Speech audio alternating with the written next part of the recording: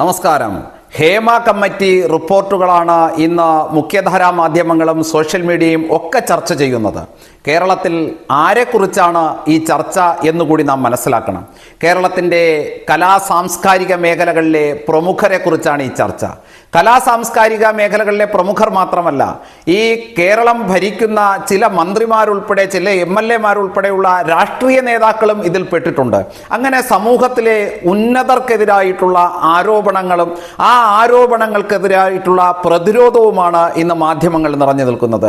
ഇത് വർഷങ്ങൾക്ക് മുൻപ് നടന്നിട്ടുള്ള സംഭവങ്ങളാണ് എന്നുള്ളത് കോട്ടു ചെയ്ത് സംസാരിക്കുമ്പോൾ എന്തുകൊണ്ടാണ് ഈ ഇത്തരത്തിലുള്ള അനിഷ്ടമായിട്ടുള്ള സംഭവങ്ങൾ അല്ലെങ്കിൽ ഇത്തരത്തിലുള്ള ദുരനുഭവങ്ങൾ ഉണ്ടായപ്പോൾ ഈ ഉണ്ടായ അതേ അവസരത്തിൽ തന്നെ നിയമത്തിൻ്റെ സംരക്ഷണം ഈ ഇരകളെന്ന് പറയുന്നവർ ആഗ്രഹിക്കാത്തത്, അല്ലെങ്കിൽ നിയമത്തിൻ്റെ സംരക്ഷണത്തിന് വേണ്ടിയിട്ട് എന്തുകൊണ്ട് സമീപിച്ചില്ല എന്നുള്ളത് സമൂഹത്തിൽ വലിയൊരു ചോദ്യമായിട്ട് തന്നെ നിൽക്കുകയാണ്. പക്ഷേ എന്നാലും നമ്മുടെ കലാസാംസ്കാരിക മേഖലയിലെ പ്രമുഖർ, അല്ലെങ്കിൽ നമ്മുടെ സാംസ്കാരിക നായകന്മാർ, നമ്മുടെ കലാകാരന്മാർ എന്നൊക്കെ നാം നെഞ്ചോട് ചേർത്ത് പിടിച്ച് മലയാളി അഭിമാനത്തോടു കൂടി പറഞ്ഞിരുന്ന ആ ഒരു സിനിമാ മേഖലയിലെ പ്രമുഖർക്ക് നേരെ ഇത്തരത്തിലുള്ള വ്യാപകമായിട്ടുള്ള ആരോപണങ്ങൾ വരുമ്പോൾ മലയാളിക്ക് ലജ്ജിച്ച് തല താഴ്ത്തേണ്ട തന്നെ സാഹചര്യമുണ്ടാവും.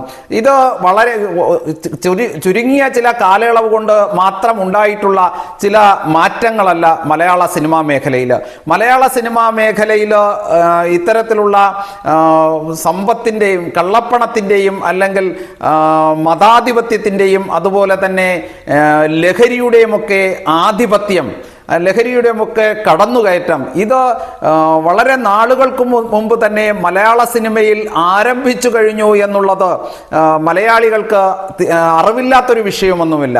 പക്ഷേ നമുക്ക് ഇത്തരത്തിലുള്ള വിഷയങ്ങളൊക്കെ അറിയാമായിരുന്നിട്ടും ഈ കലാകാരന്മാരെ ഇത്തരത്തിലുള്ള ഒരു വലിയൊരു മാഫിയ കണക്ഷൻ ഉണ്ടാക്കിക്കൊണ്ട് മുന്നോട്ട് പോകുന്ന ഈ കലാകാരന്മാരെ പൊതിഞ്ഞു പിടിക്കാൻ നടത്തിയ ശ്രമങ്ങളാണ് ഇപ്പോൾ പൊളിഞ്ഞു വീണത് എന്നുള്ളതാണ് അതിൻ്റെ യാഥാർത്ഥ്യം.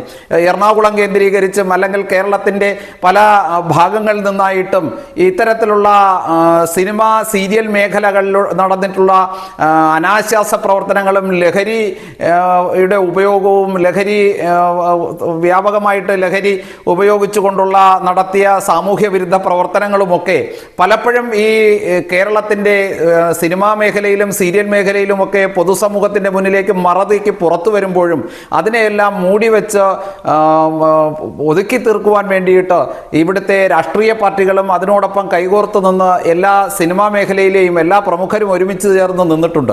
അപ്പോൾ അതിനെല്ലാം ബദലായിട്ട് ഇപ്പോൾ ഈ റിപ്പോർട്ട് വന്ന സമയത്ത് മൂടിവെച്ച ആ മുഖം മൂടിയെല്ലാം പൊളിഞ്ഞു വീഴുന്ന ഒരു സാഹചര്യം മാത്രമാണ് ഉണ്ടായത്.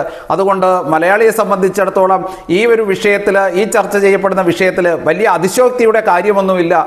ഇതൊക്കെ കാലാകാലങ്ങളിൽ നടന്നുകൊണ്ടിരുന്ന യാഥാർത്ഥ്യം തന്നെയാണ്. എന്തുകൊണ്ടാണ് ഈ ഇരകളെന്ന് പറയുന്നവർ നിയമത്തിൻ്റെ സഹായം അന്ന് ആവശ്യപ്പെട്ടില്ല എന്ന് ചോദിച്ചാൽ അത് തീർച്ചയായിട്ടും ഇത് പുറത്തു പറയാതിരുന്നാൽ വീണ്ടും അവസരം ലഭിക്കും എന്നുള്ള ഒരു ചിന്താഗതിയുടെ, വീണ്ടും ഒരു പോസിറ്റീവായിട്ടുള്ള ഒരു ആശയത്തിൻ്റെ, വീണ്ടും തങ്ങൾക്കൊരു ചാൻസ് കിട്ടാൻ വേണ്ടിയിട്ട് പുറത്തു പറയാതിരിക്കാം എന്നുള്ള ഒരു ആശയത്തിൻ്റെ കൂടെ ഭാഗമായിട്ടാണോ എന്ന് മലയാളി ചിന്തിച്ചാൽ അതിനെയും തെറ്റു പറയാൻ സാധിക്കില്ല. ഇതൊക്കെ തന്നെയാണ് മലയാളം ഫിലിം ഇൻഡസ്ട്രി എന്നുള്ളത് മറനീക്കി പുറത്തു വന്ന സാഹചര്യത്തിൽ മലയാളിക്ക് ലജ്ജിച്ച് തലതാഴ്ത്താൻ തന്നെയാണ് ആകെ മുന്നിലുള്ള ഒരു മാർഗം. നന്ദി, നമസ്തേ.